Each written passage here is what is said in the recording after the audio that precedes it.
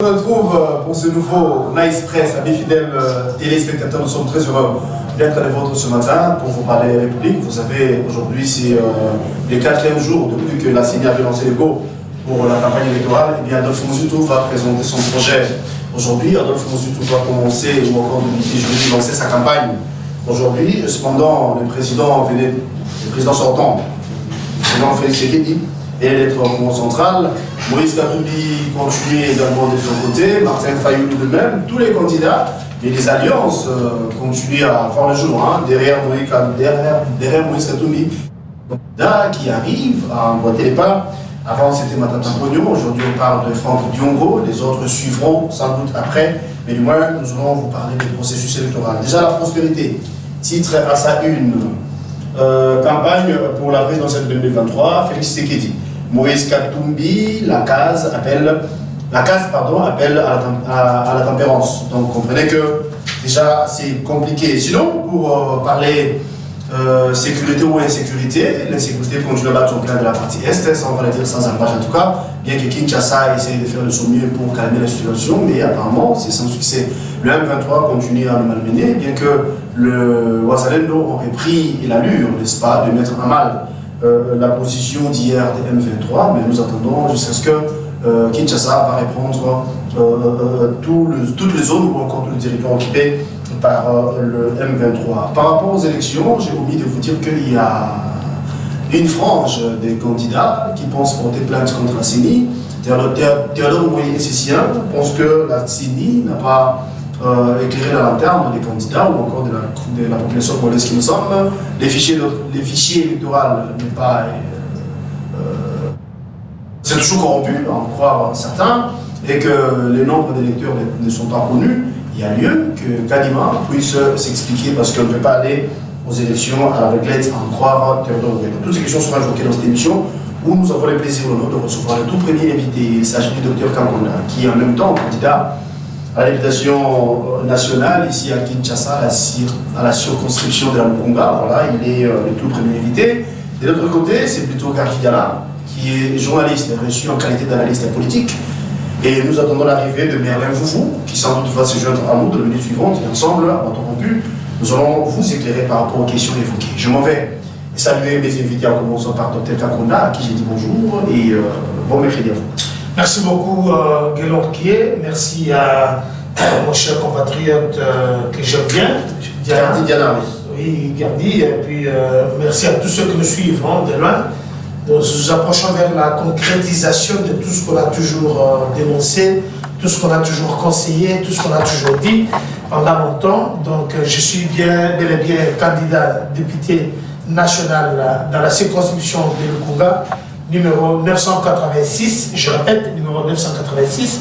Pourquoi j'ai choisi d'être candidat? C'est parce que nous devons changer le paradigme. J'ai choisi de changer pour transformer la République démocratique du Congo. C'est ça ma devise. Bon vent et bonne chance à vous. Merci beaucoup. Merci de faire cette... Gardi Diana, je vous ferai candidat aussi. Merci d'être là et bon. Il ne faut pas m'attendre maintenant, pas maintenant ni après. Donc peut-être que dans les jours à venir, cette intention reviendra, mais je préfère rester un homme de l'ombre que d'aller, surtout que je ne vais pas me cacher, je vais vous dire, au regard de la forme que je vois aujourd'hui, j'ai craint qu'on risque d'avoir le Parlement le plus médiocre de l'histoire. Parce que les candidats que j'ai vus maintenant, en termes de niveau, c'est vrai qu'il y a quelques particularités, ça n'a rien à voir avec les autres docteurs Kankondé ou encore les autres députés comme les Tony Mwaba ou Patrick Keyalé. Mais dans le fond, c'est devenu presque un marché où n'importe qui pense que parce qu'il a un peu un $1 000, $1 2000 en poche, qu'il peut se permettre d'être député, parfois sans savoir exactement dans quoi il se mêle. Quand je connais que ce Parlement s'est nouvelle généralement à près des 80%, j'ai craint qu'on risque d'avoir, j'ai craint qu'on ait un Parlement pas très efficace et surtout qui ne permettra pas d'aller de l'avant, surtout pendant cette période ici où le Congo atteint une phase où il faut changer beaucoup de paradigme et voir les choses différemment. Alors, Dr Kankonda, c'est avec vous nous allons la première question. Les élections, parlons-en, nous y sommes ce soir, pendant cette période d'effervescence. Vous avez dit que ça va se concrétiser, ce que vous avez dit hier. depuis la nuit des temps, vous soutenez les présidents sortants Félix Tshisekedi, c'est le numéro 20. Aujourd'hui, il y a beaucoup de candidats à la présidentielle, bien sûr. Pensez-vous que Tshisekedi, il aura une tâche facile? Très bien, merci pour la question. Je vais directement répondre à cette belle question. Tshisekedi a une tâche très facile parce qu'en face de lui, il n'y a rien. En face de lui, il n'y a personne. Bon, voilà, nous attendons encore Adolphe Mouzitou qui va faire la sortie officielle aujourd'hui, mais en face de lui, il n'y a rien. Jusque-là, on a vu quelques charognards, comment je peux dire, de corbillards passer, venir aussi déposer la candidature, qui était des candidatures, excusez-moi l'expression, cosmétiques, pour faire voir aux gens, voilà, moi j'étais aussi candidat, mais quand vous êtes candidat, allez jusqu'au fond, jusqu'à la fin. On a vu ici, monsieur, comment il s'appelle encore, ces jeunes hommes-là. Vu la configuration, ce n'est pas mal non plus de faire alliance. Hein. Non mais écoute, on a vu ces jeunes hommes-là, les tailleurs, là, ils s'appellent comment, Seth Kekouni, hein, c'est ces tailleurs-là, qui a déposé sa candidature cosmétique. Il pensait que, voilà, vous commencez à déposer la candidature, vous commencez à s'attaquer à d'autres, co-candidats. Ça ne marche pas. Il a attaqué Félix Antoine, il a vu que ça ne marchait pas. Au lieu de battre campagne, il n'a même pas une petite base. Il n'a que sa petite boutique. Vous avez fait autant lors de. Mais non, on n'était pas des tailleurs quand même. Hein. Quand vous avez dit qu'il y a des candidats de l'étranger, c'était aussi une manière pour vous de s'attaquer aux autres. Mais si réellement il y a eu des candidats de l'étranger, si c'était faux, combien de candidats de l'étranger sont manifestés directement? Il y a eu des candidats de l'étranger, il y en a encore. Dites-moi un peu, quand est-ce que vous avez déjà entendu Moïse Katumbi, qui est l'ami de mon Ibrahim, déclarer que c'est Kagame qui est derrière l'agression congolaise. Tout le monde le sait. Les États-Unis d'Amérique, la Belgique, la France, l'Union européenne, tout le monde sait que c'est le Rwanda. Il y a même des sanctions contre le Rwanda. On vous dira aussi, excusez-moi. on vous dira aussi que Katumbi n'a jamais dit que Kagame était son frère. Hein. Non, on n'a pas parlé de frères. Nous sommes des Africains. Mais Katumbi, il n'est pas africain. Katumbi, il est juif. Il n'est pas africain. Donc comment il peut être notre frère? Si je dois aller dans votre logique, tous les ici, le coup sont permis. Non, mais c'est ça la écoutez, je vois un Burundais aux États-Unis qui me prend dans un taxi, il est noir américain. Alors, il me pose la question d'où je venais parce qu'il est né 3e génération là-bas. Et puis, il me prend dans un taxi, je parle dans un anglais francophone.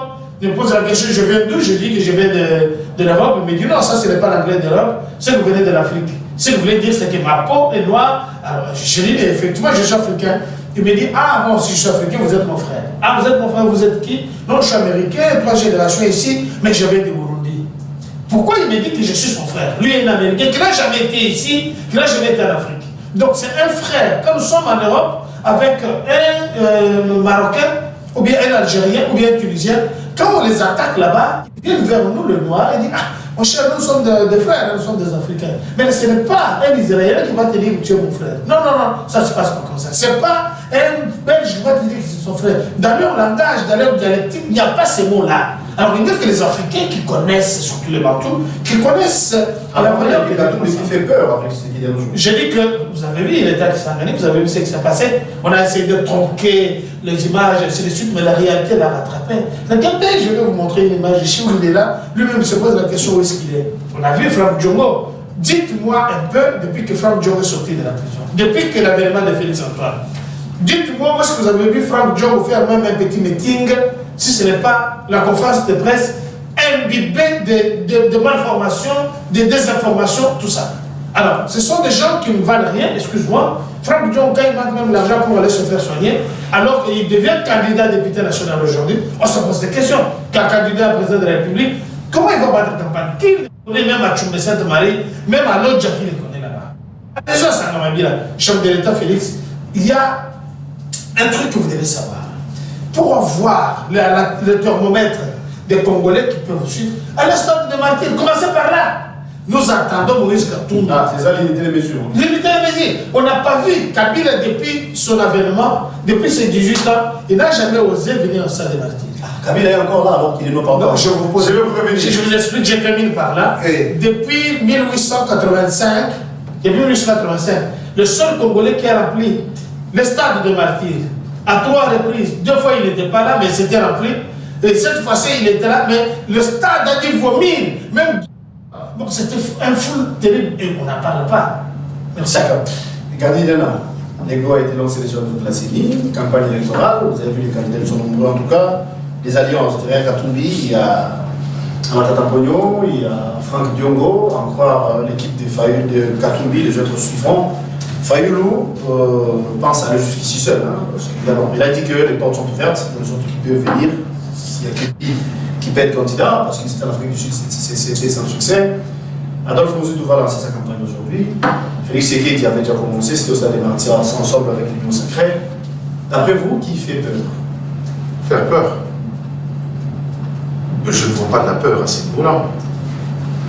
Je ne sais pas pourquoi je parlerai de peur, mais si vous voulez qu'on évoque le rapport entre différents candidats, ou si vous voulez du pouvoir et la nouvelle dynamique Katumbi qui s'est mise en marche, je crois que j'ai déjà dit ça.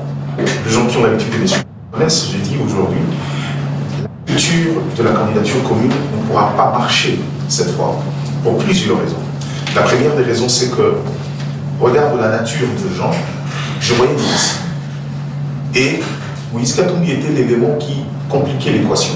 Dans le sens où quelqu'un comme Moïse Katumbi, au regard de tous ses frères de l'opposition, c'est celui qui a une formation politique, de représenter sur l'ensemble de la. Ça, c'est une certitude. Et au-delà de ça, Moïse Katumbi aujourd'hui n'a plus qu'un seul objectif, c'est la présidence de la République. Si Katumbi voulait être Premier ministre, les portes étaient grandement ouvertes dans l'Union Sacrée où il est venu, mais malheureusement, il a préféré céder parce que pour lui, en dehors de la présidence, il ne voit pas un autre objectif. Aussi parce que, il faut le dire, c'est un manager, c'est pas un technicien. Mais au-delà de ça, Denis Mukwege, ce qu'on appelle les outsiders, l'élément transitoire des grandes puissances, ça ce n'est pas un secret pour personne. En 2018, c'était Martin Fayoulou qui, malheureusement, dans la gestion de sa carrière, il a brillé par beaucoup de choses. Avant, je pensais que Martin Fayoulou était mal entouré, mais quand j'ai côtoyé ses proches, on m'a dit non, c'est pas qu'il est mal entouré, c'est plutôt lui qui n'écoute pas les autres. J'ai fini par changer mon point de vue, ce qui fait que, quand vous regardez, il a perdu de son jus. Aujourd'hui, s'il devrait y avoir un challenger face à Chikane Tshisekedi, ça devrait peut-être Martin Fayoulou. Et pensez-vous qu'en aujourd'hui, ce n'est plus le cas ou ce n'est pas le cas? C'est loin d'être le cas. C'est loin d'être le cas, soyons rationnels. C'est loin d'être le cas parce qu'aujourd'hui, même lui-même, il le sait, il a perdu beaucoup sur terrain. Et ce qui fait qu'aujourd'hui, par ego, il se voit mal aller se retrouver derrière quelqu'un. J'avais dit aux gens, les trois têtes qui vont poser problème, c'est Martin Fayoulou, Denis Mukwege et Moïse Katumbi. Mukwege, pourquoi? Parce que depuis toujours, je sais que Mou Ibrahim est en train de faire un travail de synergie. Il devrait signer un accord en Afrique du Sud avant même le début de la campagne, qui semble ne pas marcher parce qu'il y a beaucoup de divergences. Et au-delà de ça, l'idée c'était de mettre une candidature commune parce qu'ils savent qu'on peut se voiler la face, mais en face de l'opposition, ils ont une force qui constitue un sérieux pan pour cette opposition. Ils savent qu'à l'heure de disperser, ils n'ont aucune chance. Mais aujourd'hui, le problème c'est que, est-ce que la manière dont ils sont en train de vivre ici, ils sont en train de conserver leur chance ou pas? C'est là où je dis que, au regard de la nature de candidature, la candidature commune devenait presque impossible. Je ne pouvais pas dire impossible parce que bon, le lexique politique, le mot jamais n'existe pas. Le regard des caractéristiques, c'est devenu très compliqué et malheureusement, ou heureusement pour moi, on donne raison.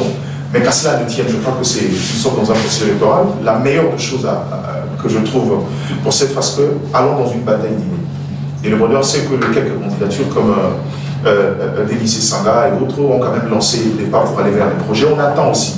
Et aussi à ces niveaux-là, je crois que je voudrais un conseil à l'équipe du candidat Moïse Katumbi, puisque l'idée de pouvoir laisser le projet d'un candidat être présenté par quelqu'un d'autre était une erreur stratégique monumentale.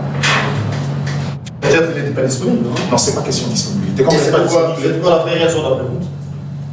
La vraie raison, je vous ai dit ici que ce n'est pas un technicien.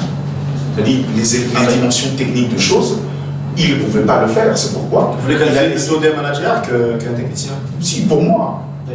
Faites un manager, à la limite près, mais en réalité, ce n'est pas un technicien. Et l'idée de pouvoir laisser. En clair, regardez. Est-ce que ça fait partie des insuffisances d'après vous? Pour moi, oui. Partie des insuffisances, et je crois que c'est très dangereux. Pourquoi très dangereux? Je vais encore le dire, quand j'ai parlé d'évoquer la dimension managériale de Moïse Katumbi, l'élément qui circulé sur l'opinion publique, c'est que c'est un manager, mais il a prouvé ses capacités dans le domaine du sport. Or, dans le prisme congolais, ça ne se mélange pas. Le Congolais a une certaine hiérarchisation des secteurs de la vie. La preuve, le Congolais, quand vous amenez un footballeur, pour eux, c'est un sous-homme, c'est quelqu'un qui, c'est vrai, a fait du temps, mais ce n'est pas un domaine. Le Congo, on a une sorte de cristallisation sur le métier. Le métier de la gloire, c'est quand tu es médecin, tu es économiste, tu es juriste. Va dans les universités, tu verras que c'est là où l'ensemble de nos enfants vont. Et quand vous arrivez comme ça, la première des choses qui doit renverser cette mentalité-là.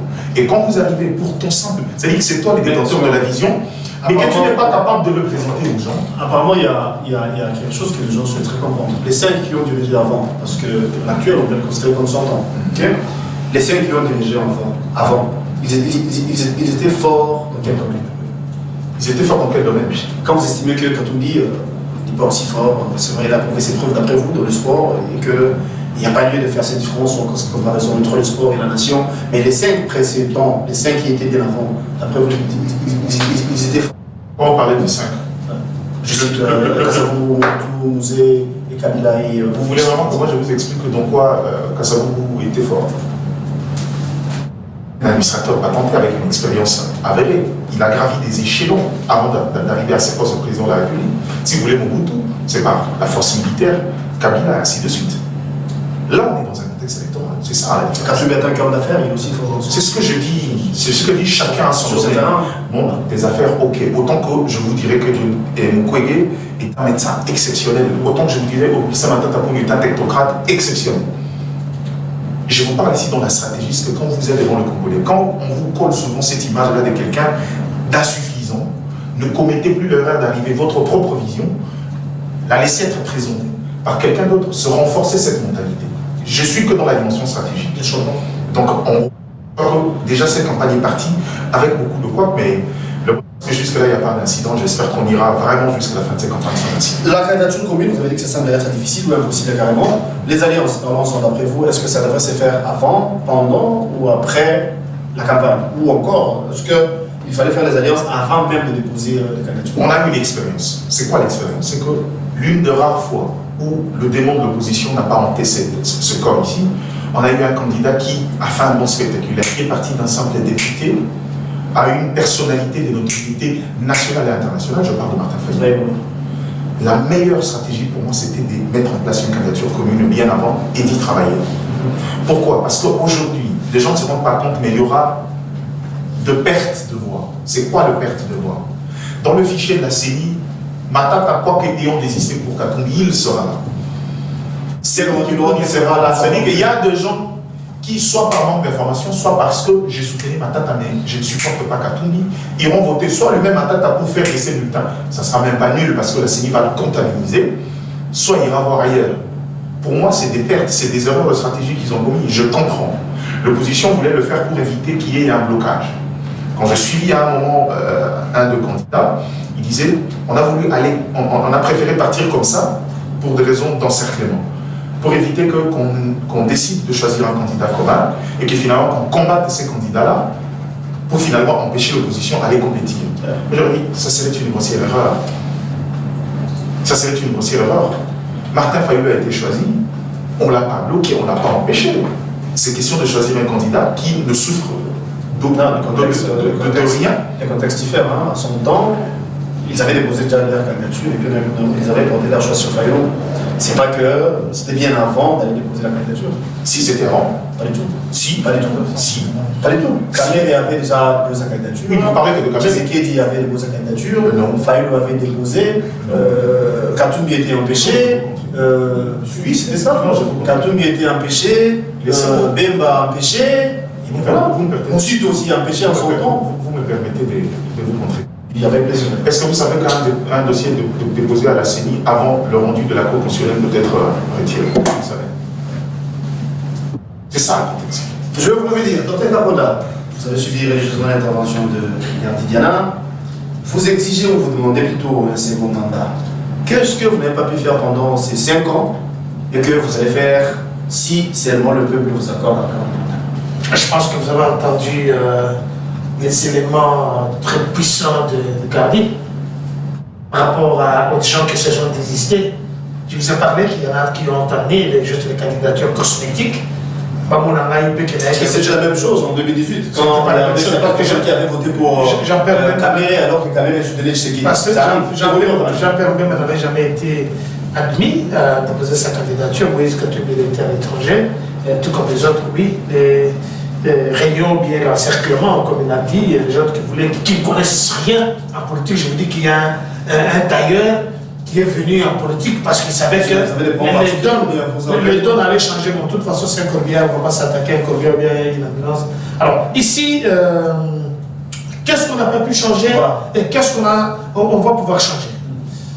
Déjà, on a sorti le pays dans un trou béant où il se trouvait sur tous les plans. La RDC jusqu'à aujourd'hui, c'est un grand chantier.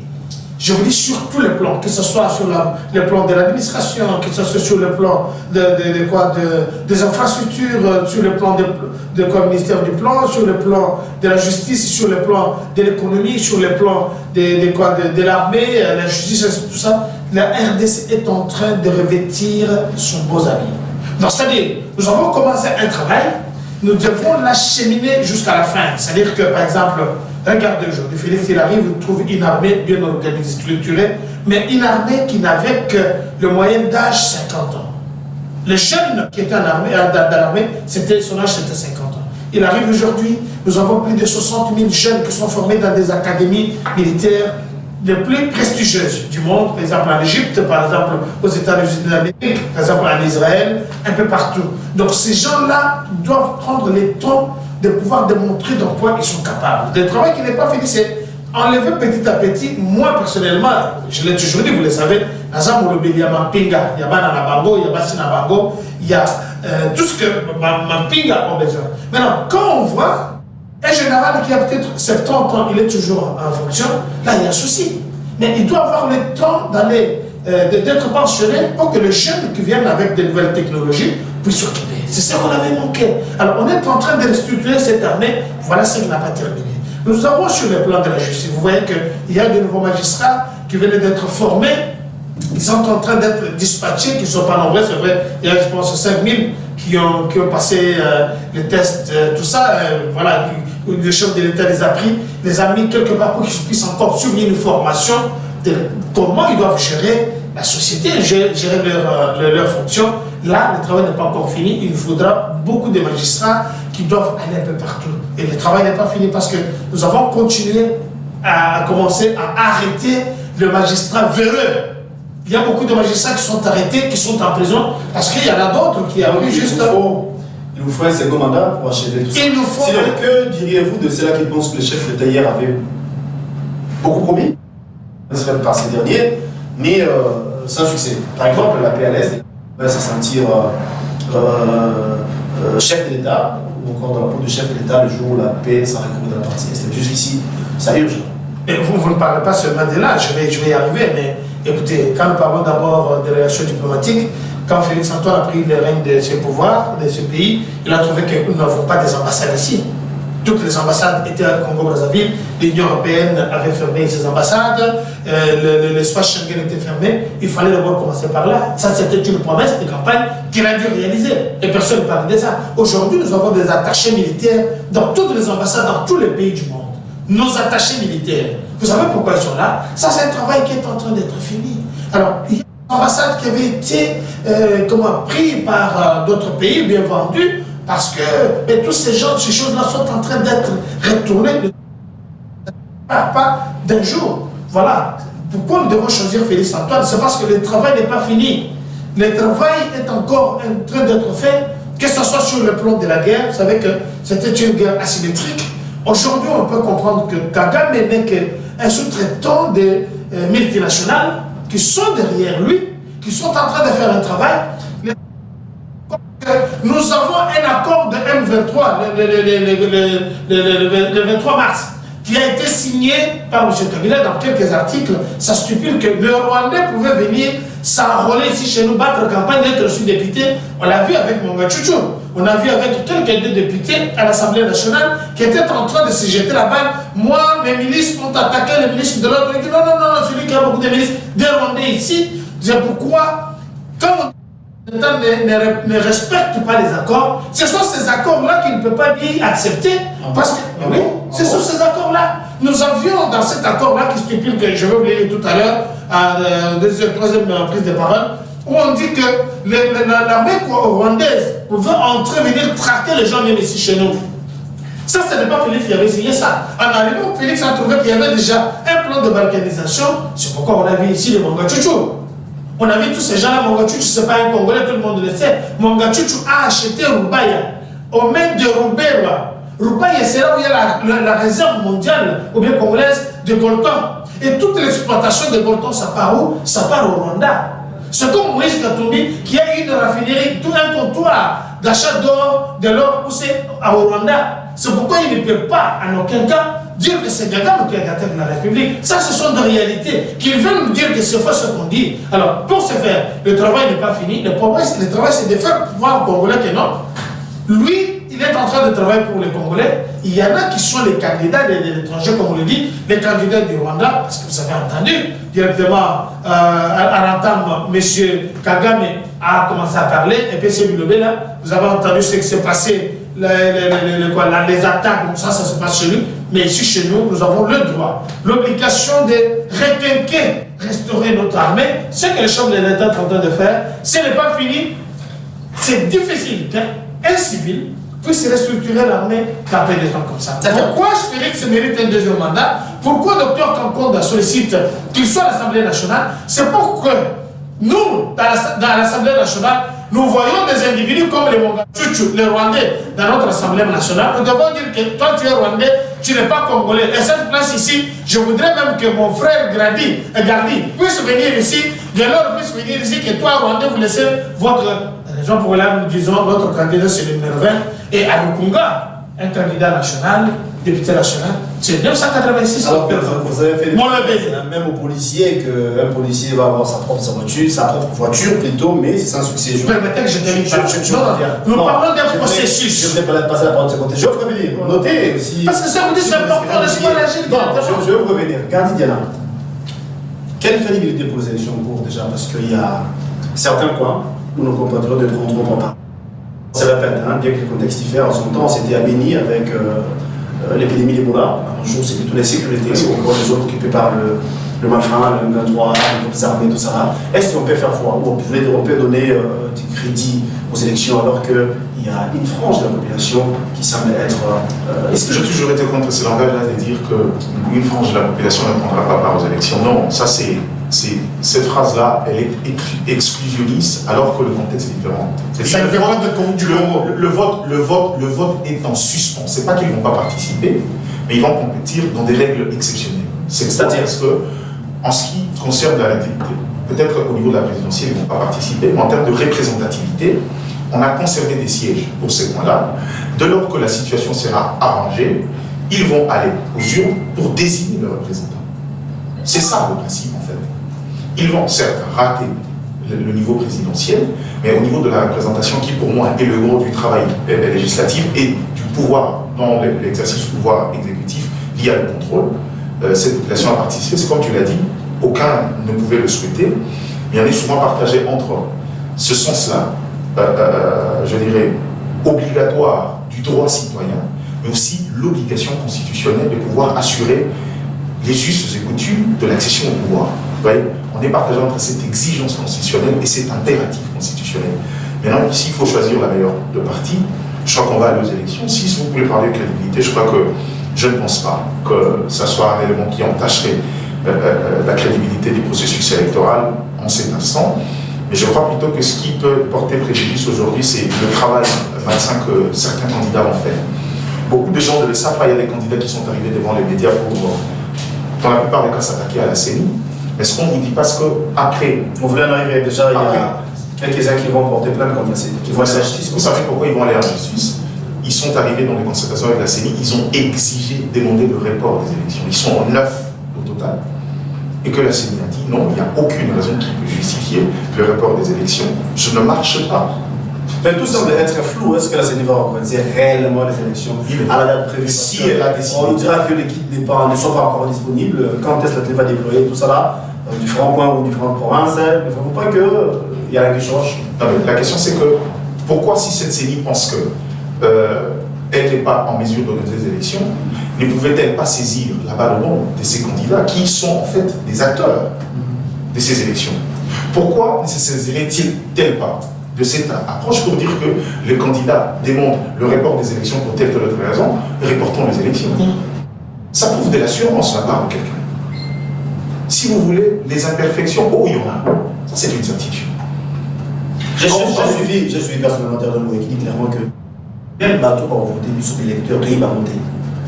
Il fait allusion à fichier électoral. Mais quand quelque part, il a aussi raison. Non, il n'a pas raison, vous savez pourquoi? Allez interroger le texte. Le texte dit la publication des électeurs dans le bureau de vote s'est fait au moins 15 jours avant. Quand il parle de ça, il parle de quoi en fait? C'est ça le problème. La différence, c'est qu'aujourd'hui, sont beaucoup plus politiques que techniques. Je disais ça depuis le départ, les gens ne me comprennent pas. Je dis la meilleure façon de pouvoir mettre une organisation aussi technique comme la CENI, c'est de pouvoir la rencontrer dans les approches techniques. Quand la CENI fait les journées portes ouvertes, en tant que politique, envoyer des délégués pour relever les différents éléments d'ordre technique. Ça veut dire que, puisque c'était des journées portes ouvertes, vous entrez même dans le niveau du serveur, prenez les éléments des détails. Le jour où vous arrivez, vous vous emmenez avec des arguments techniques. La différence, c'est que la plupart des gens ont mis la posture politique, se dit non, on ne peut pas, on va crédibiliser ces histoires-là. Mais en fin de compte, entre refuser les journées portes ouvertes et venir déposer sa candidature, quel est le moyen le plus sûr de crédibiliser un processus électoral? C'est à ce niveau-là qu'il y a un problème. C'est-à-dire que quand on avait l'occasion de pouvoir relever des éléments techniques pour venir opposer à la CENI des éléments factuels, les politiques ont préféré jouer des politiques. Quand vient le moment où cet organe vous dit que moi je suis prêt à vous emmener aux élections, on sort des éléments d'ordre politique. Or, le politique, c'est pas la CENI. Je vous donne un exemple. Quand Franck Diongo arrive dans des concertations avec la CENI pour exiger la libération des Salomon Escadella, il confond l'espace. C'est pas la CENI de pouvoir aller instrumentaliser la justice à ces niveaux-là. Ça, ce sont des arguments d'ordre politique. En matière électorale, il y a différents types de contraintes. Il y a des contraintes d'ordre politique qui ne relèvent pas de la CENI. Il y a des contraintes d'ordre légo-technique qui sont de l'essor de la CENI. Comprenez la part des choses. Et malheureusement, c'est des choses de nature à donner de l'équilibre et de la force à la CENI. Quand vous arrivez, vous avez dit non, mais pas. La plupart des arguments que vous soulevez sont des arguments politiques. Moi, je ne peux pas répondre, je ne suis pas politique. Moi, je suis un technicien électoral. Posez-moi des questions d'élection, je vais vous donner la réponse. Et à ces niveaux-là, jusque-là, je ne vois rien. Les gens s'écartent sur les cartes d'électeurs, ça c'est un vrai problème. Il faudra qu'on se regarde en face. La première série des gens qui ont obtenu les cartes d'électeurs, aujourd'hui c'est presque impraticable. Dans certains villages, les gens commencent à mettre au feu, mais il faut dire au Congolais aujourd'hui. Je veux dire que quand non, après, ça c'est faux, c'est faux. Quand vous mettez votre... C'est faux, c'est faux.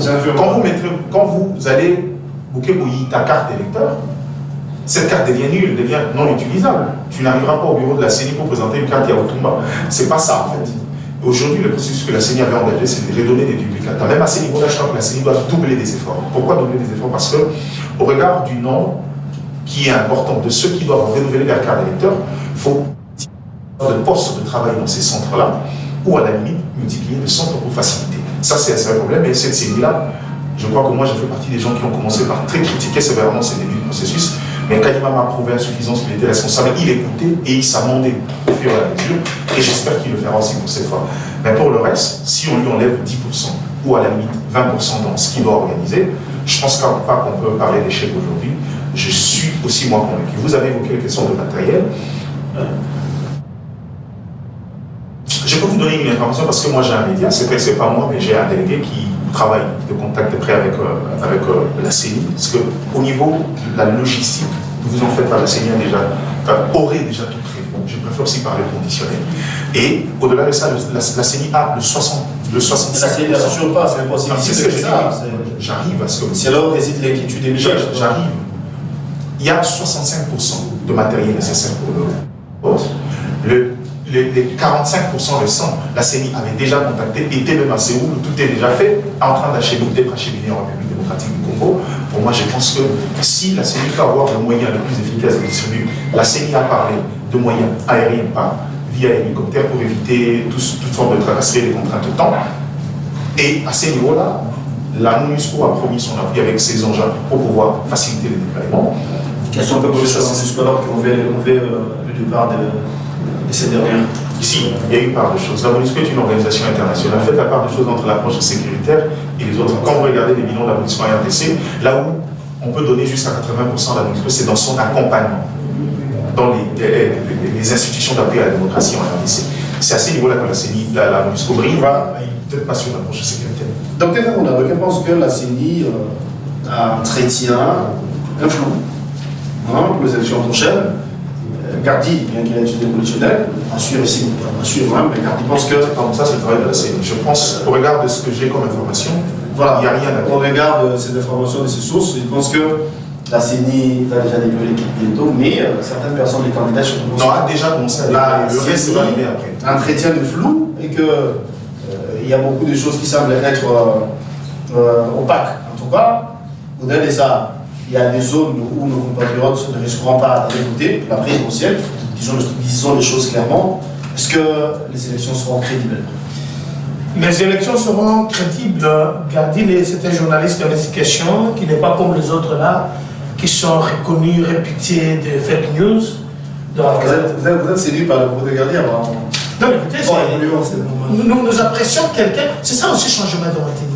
Ouais. Apprécier quelqu'un quand il est encore vivant, quand il fait très bien son travail. C'est comme vous n'êtes pas dans les dialogues, voilà, parce qu'il y a ça, mais vous permettez ici, dans votre chaîne, que s'il y a des débats contradictoires, même contre les chaînes de ces chaînes, vous laissez passer. C'est-à-dire que vous êtes quelqu'un qui est une église au milieu du village. Pourquoi ne pas vous saluer agréablement, élever votre sens d'abnégation, de transparence et tout ça. Bon, je vais d'abord répondre à la question que tu as. C'est le chef de l'État avait demandé à ce que bien, que chaque policier aura son véhicule. Mais regardez d'abord le traitement que le chef de l'État commence avec les policiers, avec l'armée, avec tous ces gens-là. Le traitement d'abord, c'est que ces gens-là doivent d'abord se faire soigner dans de bonnes conditions.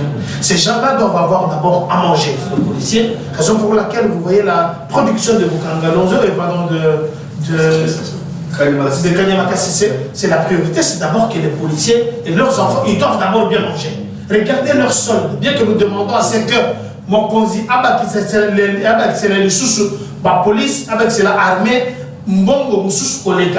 Que tous ces gens-là, tous ces policiers, que ce soit leurs enfants, parce qu'il avait dit que les policiers, que les militaires fassent leur boulot, ça ce sont ma responsabilité, mais les femmes et les enfants des policiers, ça c'est ma charge. Mon Konzaloba Kiango, et tu as vu qu'il n'a jamais évité ni failli à cette mission, à cette déclaration. Alors ce que nous disons ici, c'est qu'il n'y a pas que ce même secteur-là, le seul secteur de l'armée qui est en train de faire, il y a tous les secteurs. D'abord, vous devez savoir que les policiers, ce sont des fonctionnaires de l'État. C'est comme les gens qui sont ici aux fonctions publiques. Tous ceux qui travaillent, c'est comme ceux qui sont dans le ministère de Santé, ce sont des fonctionnaires. Mais quand il dit qu'il va s'occuper des policiers personnellement, c'est une façon à ce que d'abord, on va faire le toilettage, enlever d'abord le vieux policier qui devait d'abord aller dans les pensions, vous avez vu, avec l'ONATRA. Il y a eu beaucoup qui sont allés en pension alors qu'ils étaient là, les autres n'avaient pas la possibilité de venir travailler, mais on les laissait là et continuer à consommer l'argent. Et puis c'était une charge pour la République. Et bien il fallait maintenant faire le toilettage. Il y a beaucoup plus de 3 4 000 qui sont partis. Il y a de nouveaux jeunes qui seront là, qui vont travailler pour cette société-là. Alors quand le chef de l'État a dit que chaque policier aura un véhicule, ça c'est avoir un véhicule, c'est quoi? Mais quand on regarde maintenant, nous avons des embouteillages. Imagine que chaque policier a son véhicule. Dites-nous où est-ce qu'on va commencer à partir. Et c'est ça que je conseille, que chaque policier ait son véhicule, ait sa voiture, il doit s'occuper de ses enfants, et ainsi de suite. Ça, c'est pas... Alors, il y a un flou à entretenir par la CENI. Il n'y a aucun flou. Gardi t'a donné une information très pertinente ici. Rappelez-vous que quand la CENI fait les journées portes ouvertes, il demande à tout le monde de venir. Alors, ici dit une commission électorale indépendante, ça ne dépend pas de l'État, ça ne dépend pas de l'opposition. Mais quand on demande à tous ces gens-là de venir, que ce soit de l'opposition, que ce soit des indépendants, que ce soit tout le monde, ils doivent venir pour poser des questions, parce que ça c'est une commission, je parle bien des techniques. Je vois très mal M. Moïse Katumbi comprendre le fonctionnement de la CENI. Excuse-moi, parce qu'il n'est même pas capable de venir déposer sa candidature seul. Il est incapable de venir présenter son projet de quinquennat lui-même. Il est incapable. Je ne sais pas si on va le dire en quel français, ou bien en quel lingala, ou bien en quel swahili. Je ne sais pas. Il était indisposé ou pas le plus normal? Je vous dis qu'il est indisposé, mais pour aller battre la campagne, il va. Qu'il vienne même là où il est à Katanga, présenter son projet de campagne. Il est indisposé même chez lui à la maison. Il n'a pas de caméra. Même dans son avion, il ne peut pas présenter son projet de campagne. Nous voyons les Saint-Pères, le pape, que ce soit le président américain, des fois quand il va dans un pays en visite, à partir de l'avion, il annonce ce qu'il va faire là-bas. Mais est-ce que Moïse Katumbi est capable de nous présenter son projet de campagne pendant 5 minutes? C'est son propre projet, pas le plus normal. Mais c'est le projet qui doit engager les Congolais. C'est son propre projet qui doit engager les Congolais. Mais s'il est incapable, excuse-moi, lui n'a pas la capacité de concevoir un projet comme ça, ça m'engage. Nous sommes en campagne, non? Il faut dire que c'est... Parce que d'abord, ni les Lingala, je ne sais pas si vous avez entendu les Lingala qui sont sortis régulièrement. 2 mois de Lingala, ils disaient même, mais excuse-moi, il y a des gens qui ont des cerveaux, non, je ne veux pas aller là. Mais quand quelqu'un n'est pas capable de parler d'abord le Lingala, c'est facilement. Même les Swahili, qu'il a appris depuis le bas âge, il ne sait pas parler le Swahili, il dit bon, notre Swahili est très mauvais, mais le Swahili de ce petit pays-là, que je ne vais même pas citer le nom, est très mieux que le nôtre, mais parle même celui-là, il ne sait pas le parler. Mais qu'en est-il? Même l'anglais, il a un petit anglais approximatif, vous ne voulez pas qu'on dise ça? Il maîtrise bien quand même. Ce qui est dans sa tête. Parce que le Swahili, il ne parle pas le Swahili. Il ne parle pas les Lingala. Le français, ça c'est une catastrophe. Même l'anglais, la langue de ses parents, il ne sait pas le parler. Est-ce que c'est moi qui dis ça? Bon, revenons sur ça. Il n'y a pas un flou. Il n'y a pas un flou parce que gardez de te donner l'information. À 65% déjà, on peut organiser les élections, même avec les 40% de ce qui n'est pas encore là. Mais la CENI est en train de parler. Il est en train de faire ce à quoi il a été mis sur place. Comment expliquer que ceux qui viennent, j'ai entendu ici, il y a 9 candidats, soi-disant fameux candidats, qui sont allés déposer la plainte contre la CENI. Je me pose d'abord la question, réfléchissons un peu. Mais chez Théodore Ngoy, lui et moi, si nous sortons, nous quittons ici, rond-point, l'avenue du 30 juin, nous descendons vers le rond-point des Huileries à pied. Vous pouvez me dire combien de personnes vont saluer Théodore Ngoy? Est-ce que quelqu'un les connaît? Moi, tout le monde peut me saluer, même 50 peut me saluer. Mais Théodore Ngoy, bon, disons peut-être toi. Mais cette personne veut diriger la République. Qui va les lire? Mais je vous parle. Mais ce jeune homme-là, le tailleur, heureusement, il est parti. Bon, on quitte avec lui. Moi, je donne seulement. Je défie tout le monde. Je défie Moïse Katumbi. Tu penses que toutes les mamans là qui vendent les pains connaissent Moïse Katumbi? Est-ce qu'il regarde le foot? Il est technicien en matière de foot. Pourquoi vous... Il est technicien en matière d'escroquerie financière. Il fut gouverneur du Grand Qatar. Et toutes les mamans là étaient Katanga. Toutes les mamans qui Kinshasa, ils étaient Katanga. Je vous dis, est-ce que toutes les... Ce n'est pas Kinshasa. Je vous parle d'abord, c'est ici où il y a le thermomètre. Ce qu'on dit, c'est martyreté. Quoi qu'on mette à ma soeur, il y a plein de têtes. Ce qu'on dit, c'est martyreté. Attends, Raphaël, ce qu'on dit, c'est à ma soeur. Mais je demande, je défie tout le monde. Théodore, Martin Fayou, ça va encore. Encore ça, là, 30%, et ça démartir. Aujourd'hui, vous acceptez Martin? J'ai dit, il peut faire. Mais nous connaissons. Nous savons quand même que c'est un opposant. Vous voyez un monsieur qui est juste dans ses bottes, qui peut aller faire le deal avec Moïse Katumbi. Soit disait il était de l'opposition, mais Moïse Katumbi, j'étais avec lui dans la réunion sacrée. Là, il était encore... J'ai dit qu'il était dans la réunion sacrée. Il était venu, il voulait... Là, il était congolais. J'ai dit ceci. Mais ici, si nous parlons de problème de Congolais et Congolo, je n'étais pas d'accord avec la décision. Parce que vous remettez en cause sa nationalité ici. Je n'ai pas parlé. Vous avez reconnu ici qu'il était avec vous à l'Union Sacrée. Voilà pourquoi j'ai posé la question de savoir. Là, il était congolais et du coup, il a changé. Alors, si vous devez me permettre, pour que les Congolais qui me suivent, je vais envoyer une vidéo de Moïse Katumbi en Italie avec ses pères. Ma papa naïe, ma juif. Où il déclare que naïe wa binomoza ma papa nanga naïe mo le belangai. Pour n'importe quoi na bayuma naïe no comme président baligité. C'est moi qui disais ça dans un anglais approximatif. Est-ce que c'est moi qui disais ça? Alors, pour dire qu'il n'y a pas un flou, la CENI, M. Kadima, qui est technicien, qui est spécialiste en la matière, personne ne peut me contredire, nous achemine vers les élections. Parce que les 9 autres qui sont en train de chercher à nous distraire en déposant la plainte contre la CENI, bien qu'ils seront déboutés, ils n'ont pas la capacité de nous dire aujourd'hui, même si la CENI, même si on glissait pendant 6 mois, est-ce qu'ils sont capables d'amener quelque chose de nouveau dans ce processus électoral? Nous allons aux élections, ne fouillez pas les élections. La majorité ne savait pas que les élections auront lieu. La majorité se sont surpris de voir que les choses sérieuses ont commencé. Regardez, circuler à travers la ville, province de Kinshasa.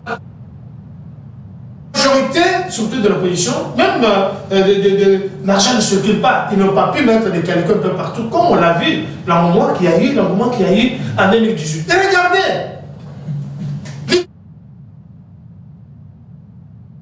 Avec les inquiétudes, les gens se posent la question de savoir est-ce que... Mais tu es candidat, mais comment il n'y a pas élection parce que le calendrier, la CENI est en train de respecter le calendrier. Le calendrier. De l'autre côté, tout ce qui a été prévu, il vous dit qu'à 65%, il y a le matériel, il y a le fichier. Personne ne vient nous dire. Regardez, ce n'est pas non plus parole de l'évangile. Je vous révèle. Non, j'ai dit que parce que les informations qu'il a, c'est les informations que j'ai.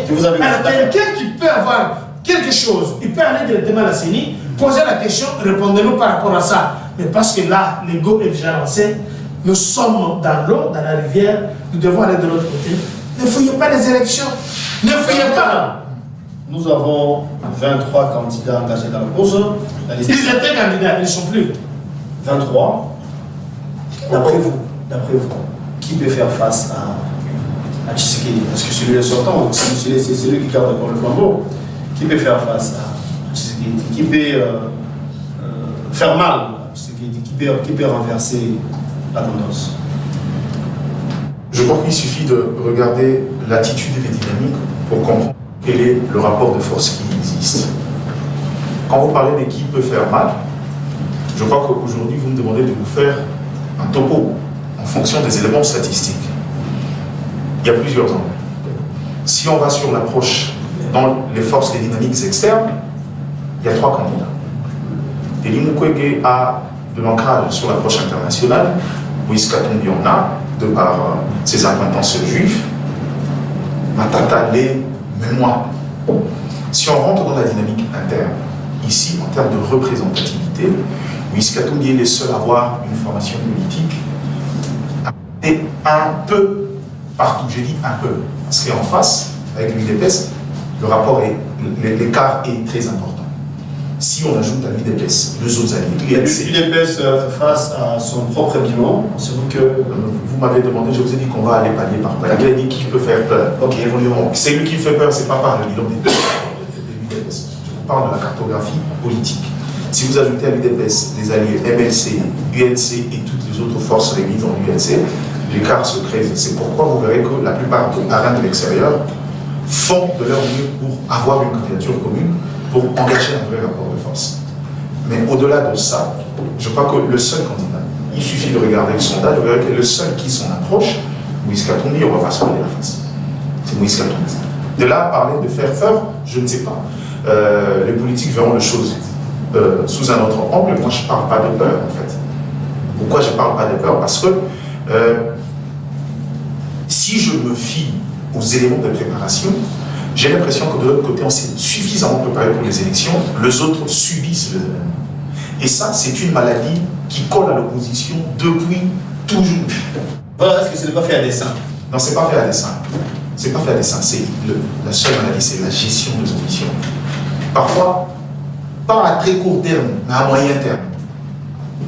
C'est ça le seul problème. Parce que quand vous arrivez aux élections, à la limite, réfléchissons. Prenons le temps d'avoir des éléments statiques. Vous savez, la campagne électorale, la plupart des gens l'oublient. Le 30 jours qu'on vous donne, c'est la période de cristallisation. Mais une vraie campagne, c'est même pas en une année, pas en 2 ans. La vraie campagne commence bien avant, surtout quand il s'agit de répondre aux fonctions du président de la République. Et ça, malheureusement, j'ai l'impression que beaucoup ne prennent pas vraiment la mesure. On en parle, on annonce gauche à droite, on nourrit les ambitions, on travaille sur les partis politiques ou les formations politiques, les alliances, mais après, il y a un travail de fond qu'il faut faire. Quels sont les éléments d'après vous qui peut faire? Est-ce que quelqu'un soit élu? Est-ce que le projet? Est-ce que les réalisations? Est-ce que les promesses? Est-ce que l'implantation de son parti politique?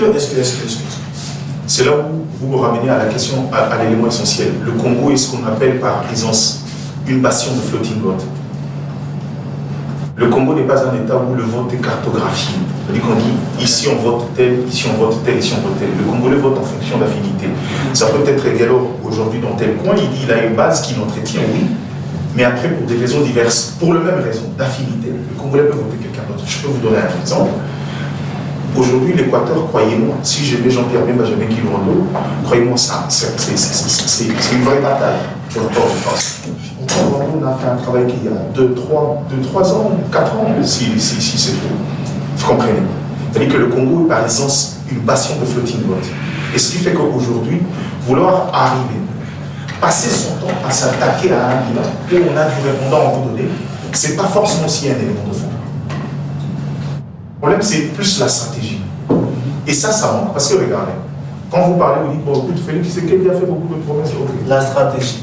Quelle est la meilleure d'après vous? Je suis déjà, parce que la meilleure, c'est de travailler sur ce que on représente comme alternative. Pas passer souvent du temps à taper de l'autre côté. Parce que, regardez, quand quelqu'un vote le docteur Kankonde parce que c'est mon frère, même si tu dis qu'il est sorcier, change rien. Ça, il faut dire docteur, hein, parce que en politique, tous les coups sont permis. C'est ce que je dis, tous les coups sont permis. Regarde, ce que les gens ne savent pas, tous les coups sont permis. Non, regardez, j'ai dit ça pour tout le monde. Tous les coups sont permis. Mais il y a une base. Il y a une structure principale où on ajoute des éléments complémentaires. En campagne électorale, il y a aussi la question du prisme. Quand quelqu'un essaye de s'attaquer à votre personnalité, il faut souvent voir les éléments de répondre de manière proportionnelle. C'est la campagne électorale, ce n'est pas un culte d'action de grâce. Vraiment, beaucoup, ça arrive.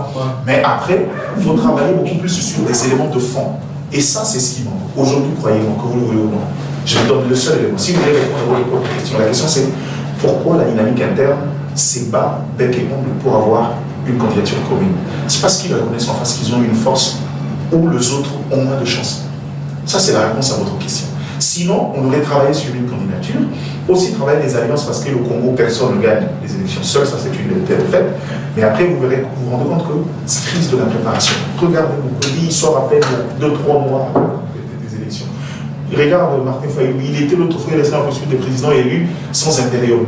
Et puis au bout d'un moment, au lieu de travailler sur les faiblesses du pouvoir, en cheminant et en travaillant sur sa base, les idées, ça représente rien du tout en termes de formation politique. C'est cette forme de préparation. Oui, ça doit bien travailler sur la représentation, le parti politique, sur l'image. Mais dans le fond, quand vient les questions électorales, il y a des éléments sur quoi il n'a pas travaillé. Les éléments, parce que là-bas, aux élections, on sait vous qu'on vote. À l'élection présidentielle, c'est vous qu'on vote. Comme présenter son projet, par exemple? Comme présenter un bon projet. Parce que la plupart des gens passaient du temps à taper sur vous, vous n'avez pas un projet. Parce que j'ai même suivi quelqu'un qui a dit une fois, il dit, bon, il a été gouverneur, citez-moi une seule réalisation majeure en tant que gouverneur. Prenez même un bâtiment seulement. Où il a construit avec l'argent, un seul bâtiment.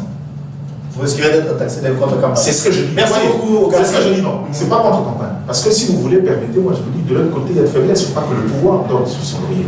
C'est quoi le problème? Peu importe le peu d'action que vous menez, le Congo regarde la taille du chantier qui est le Congo. Si vous allez sur les questions bilan, l'opposition aura toujours de quoi vous reprocher. Je dis bien toujours, le Congo est un vaste chantier où en 5 ans, croyez-moi, ce qu'il y a à faire est tellement énorme. Et il y a beaucoup d'autres choses. Il ne faut pas être autosuffisant. Faites un travail dans le fond. Évitez de faire croire aux gens que nous, on a gagné et puis c'est un acquis. C'est jamais un acquis.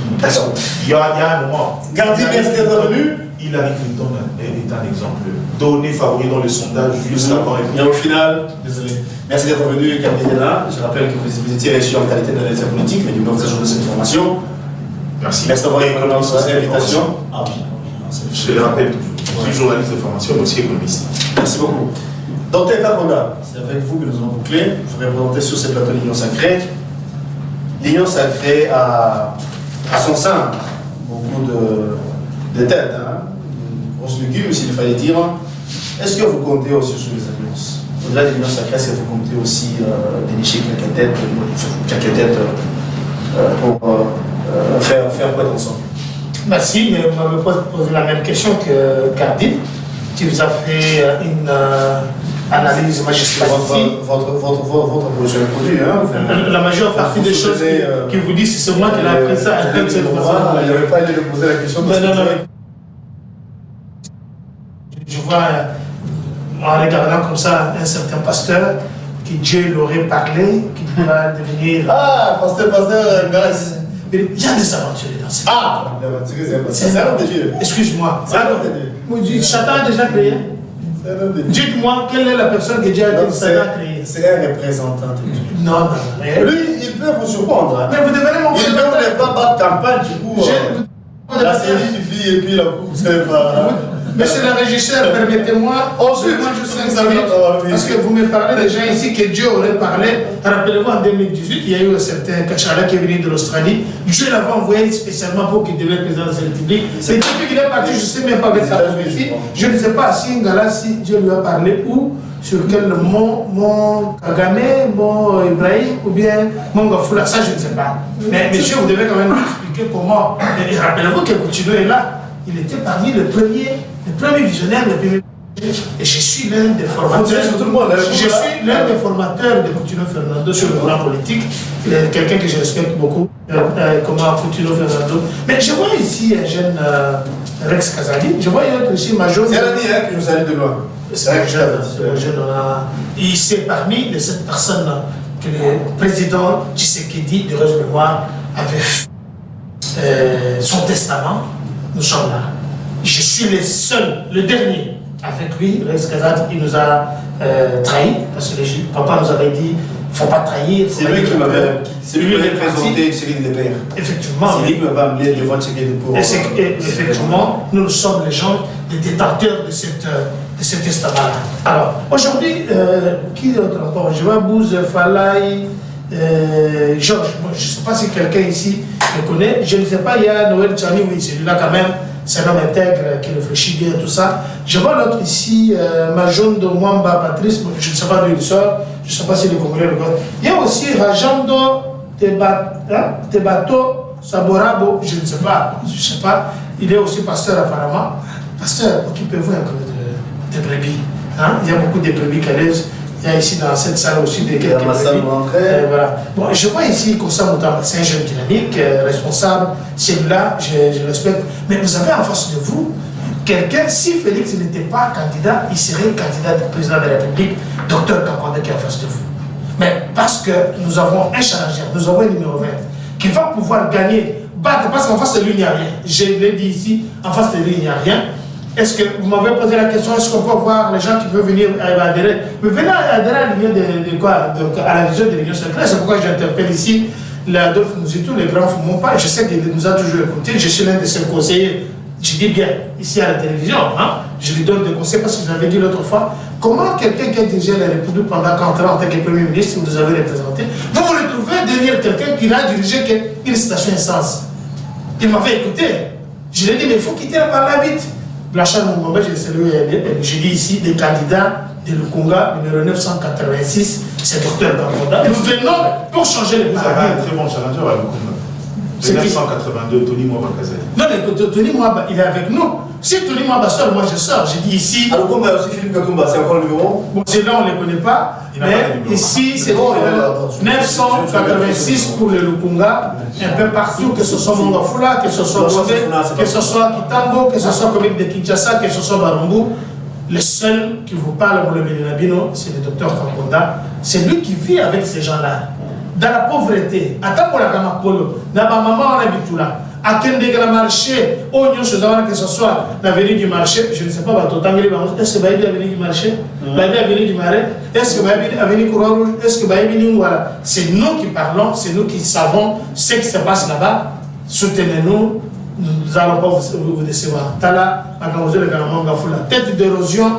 Pour un exaté, nous devons changer le paradigme, nous nous battons pour ça. Voilà. Alors, je disais, c'est la fin de cette émission. Bonne chance à vous. En tout cas, merci. À tous les candidats, vous êtes tellement nombreux, on sait comment s'y prendre en tout cas, parce que à Lukunga, vous êtes là, il y a... Oui, Philippe Katumba aussi, c'est 955 que j'ai salué en même temps. Okay. Et si c'est 986. D'accord. 720, Funa, c'est Jonathan Moulet, que je soutiens à 100% du cas. Numéro 54 provincial, notre ami Patrick Eyalé. Que Banda et elle est mon ami que j'ai salué. Bonne chance à lui aussi. C'est la fin de cette émission. Docteur Kakwanda, vous êtes le numéro 986. 86, c'est Lukunga. Le seul et l'unique. Bonne chance à vous en tout cas. Nous allons. Du coup, c'est les numéros. Non, mais pas. Merci, Gardi. Parce que tout de suite, on va se retrouver au collège Mogoto pour intervention ou encore c'est dans notre campagne Adolphe Monsutou qui va bien sûr défendre son projet et on va en savoir un peu plus. Merci les rendez-vous est pris pour demain. Comment? Vous n'aimez pas nous inviter pourquoi? Vous, c'est qui? Moi je suis invité comme journaliste. Et lui aussi, les journalistes. Quand vous dites que vous ne voulez pas nous inviter, moi je suis journaliste, on m'a invité. Membre de la task force. Pas du tout, merci, même pas. Là, il faut demander à Alain Choukourou, il faut demander à Jérès Mabeka. C'est la fin, merci beaucoup, on se retrouve demain. À 18h, ça sera la rediffusion. Demain, on va vous retrouver avec plaisir pour le nouveau numéro. J'ai dit 1986. À mes invités. Tu n'as pas écouté. Oui, j'ai dit 1986. Je l'ai répété par Conga. Voilà, une fois, je vais répéter. Merci beaucoup, Gardi. Allez, au revoir.